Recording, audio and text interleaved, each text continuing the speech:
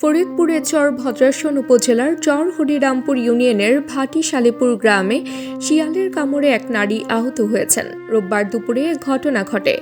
আহত আকলিমা বেগম বর্তমানে চর ভদ্রাসন উপজেলার স্বাস্থ্য কমপ্লেক্সে চিকিৎসাধীন রয়েছেন। আহত নারী জানান, মাঠ থেকে পেঁয়াজ তুলতে যাওয়ার সময় হঠাৎ একটি শিয়াল এসে তার মুখে কামড় দেয়। এতে নাক, মুখ ও চোখে গুরুতর ক্ষত হয়। পরে পরিবারের সদস্যরা তাকে উদ্ধার করে হাসপাতালে নিয়ে যান।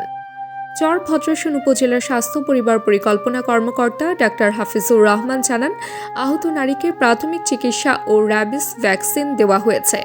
তিনি আরও বলেন, একই এলাকায় এর আগেও শিয়ালের কামড়ে একাধিক ব্যক্তি আহত হয়েছেন। বর্তমানে হাসপাতালে র্যাবিস ভ্যাকসিন থাকলেও অ্যান্টিভেনমের সংকট রয়েছে। বিষয়টি ঊর্ধ্বতন কর্তৃপক্ষকে জানানো হয়েছে। তাবাসসুম হকানিকা, দৈনিক আজকের বাংলা। দৈনিক আজকের বাংলা .net